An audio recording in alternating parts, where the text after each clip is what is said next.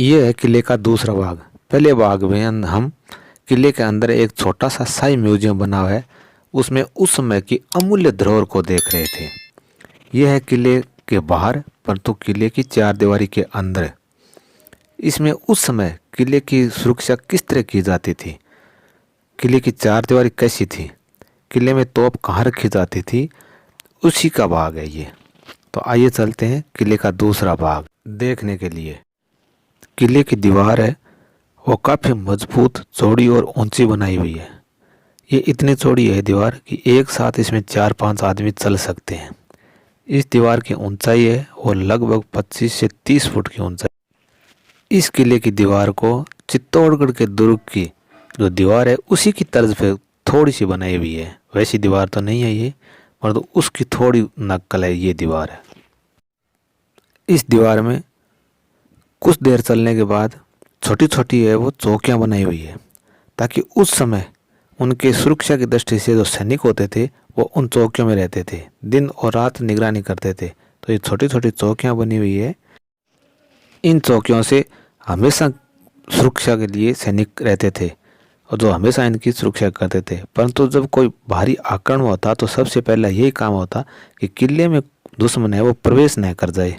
तो यहाँ पर निगरानी के लिए विशेष तौर से सुरक्षा के इंतजाम बढ़ा दिए जाते थे, ताकि कोई दुश्मन है वो किले के में प्रवेश ना कर सके, क्योंकि यहीं से सारा कुछ सिस्टम है वो चलता था। अगर किले पर कब्जा हो जाता था तो उनको किले से बाहर निकलना ही पड़ता था।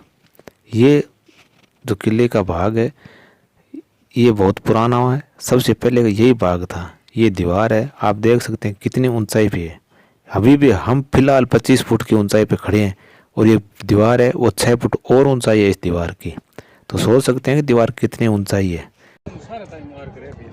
नजदीक ताई मग खरी देखता अट कर ऊंचा हो के देखे सामने लटका देनी बोर्ड है ये देखता तो नीचे ही आ जगह फुल है तो हां यहाँ देखिए यहाँ ये मखरियां तका लें तो कट से खड़ी है सामने आगे हो गया तो उठ दे कोनी आते नहीं सर कोई मत कट से गए तो सारे टाइम ले लें अबे बना करते हैं आगे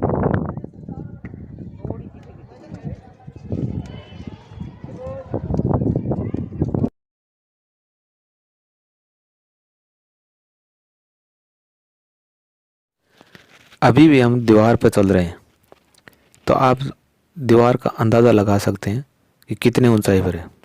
नीचे जो दिखाई दे रहे हैं वो कितने छोटे छोटे दिखाई दे रहे हैं।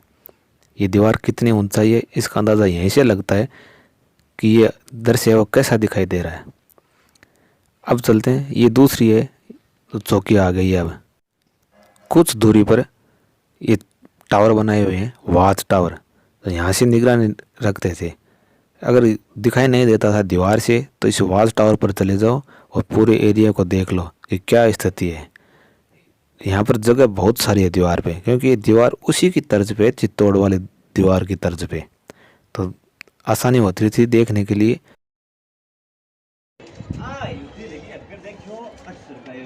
ए लो वाला कड़ा देड़ा बीच में हैं ए अब ठोक के सीरिया आ लन बीच पार्ट टम एबे ये सेंट्री वाला सीरियो है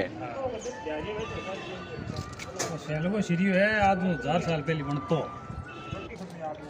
मौज है आओ ती बंदूक कोई ठंडी आ बड़ी बंदूक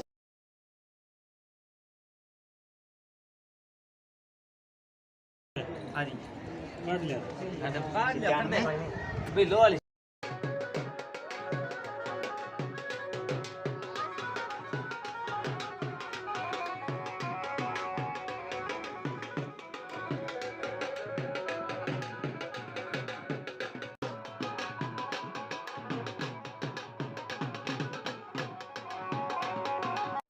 ये किले के अंदर मंदिर है। जो लोग खड़े हैं ये मंदिर में ही खड़े हैं, क्योंकि किले के अंदर ही मंदिर था। क्योंकि उस समय शाही परिवार है वो बाहर नहीं जाता था, तो उनकी जो रानियाँ होती थी वो पूजा करने के लिए इसी मंदिर में आते थे। यहाँ पे किले के अंदर ही मंदिर बनाया हुआ है, माता जी का मंदिर है। अगर इस मंदिर को देखना तो जैसे आप किले को देखकर अंदर से किले को देखने के बाद तो वहीं पे लास्ट में ये मंदिर है, ऊपर जा सकते हो, मंदिर के दर्शन करके आ सकते हो। उस समय का ये किले का मंदिर बना हुआ है।